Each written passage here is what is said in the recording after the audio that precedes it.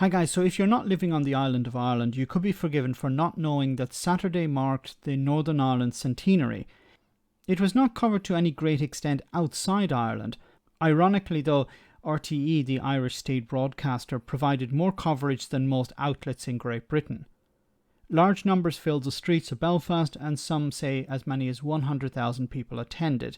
The weather was good and it was a once-in-a-lifetime occasion, so I wouldn't be surprised if that number is correct. But my focus in this video is on the rhetoric of the head of the Orange Order on the constitutional position of Northern Ireland. Have a listen to what Mervyn Gibson had to say. We have no interest in becoming part of an All-Ireland. Save your breath. It doesn't matter what you promise or offer. It doesn't matter if every day was the 12th of July. If our future's not under the Union Jack, then count us out. British we are and British will stay. British we are and British will stay. Now, I'm very interested in this topic, this idea of identity, which is ironic for him also because I don't know if you can see the sash he's wearing. On the right hand side it says Grand Orange Lodge of Ireland, not Grand Orange Lodge of Britain or the United Kingdom, but of Ireland.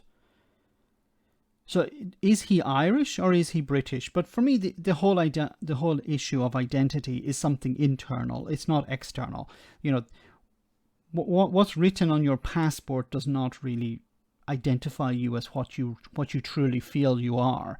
And you know, and I've talked about this before. For example, there are Brazilian people in Ireland, there are Italians in Ireland, there are French people in Ireland, there are Chinese in Ireland, and each of these cultures, I can only think of positive aspects of these cultures.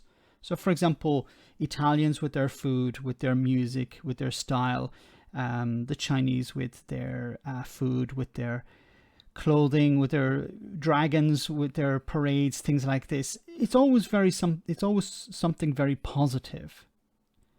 Brazilians with food, French with food, all of these, as I said, are positive things, and it's something I think that adds to the country. And I don't think a French person living in Dublin, or a Chinese person living in Galway, or an Italian living in Cork feels any less Italian or French or Chinese or whatever because they're living there. And when they express their culture, I think it reinforces their own identity. And if Mervyn Gibson lived in the United Ireland, there's nothing stopping him from marching up and down as an orange man. I don't understand this because he's, you know, this is something alien, I think, to most British people. He you know, he's surrounded by a Union flag here. He called it a Union Jack. It's actually a Union flag, one in front of him and one behind him. And I see this almost as a grasp, is an attempt to grasp something that you probably really aren't. As I said, he's the head of the Orange Lodge of Ireland, not the Orange Lodge of Britain or Orange Lodge of the United Kingdom. Ireland is in the name. So in a sense, he's Irish. Now he'll claim, no, I'm not Irish, I'm British. But what does that mean? Most British people don't walk around wearing sashes. British people don't march on the 12th of July to celebrate a victory that took place in Ireland following a battle that took place in Ireland. Most British people either are indifferent to the 1690 victory, or they don't know about it. And you know, when I think of English culture, I think of something positive. The food, the dancing, things like this. Scottish culture, the kilt, the whiskey, Welsh culture, you know, all of these things. When I see that when people celebrate their culture in another country, it doesn't take anything away from that person. It adds to the country that they're in, I think. And why is there always this negative attitude when it comes to the Orange Order or to loyalists or some unionists, not all unionists, but many unionists in Northern Ireland, we have to reinforce something. We have to convince others that we are British. Not because if you truly believe it, then you don't need to go marching around convincing others that you are.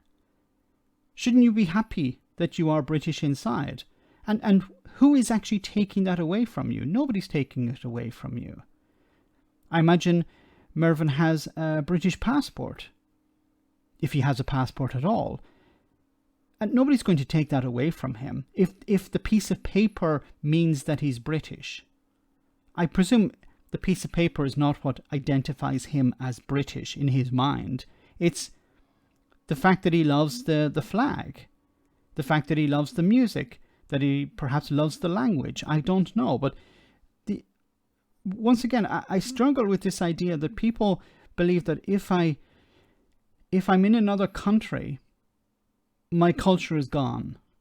No, you can still celebrate your culture even more, perhaps, if you are abroad, if you are living in another country.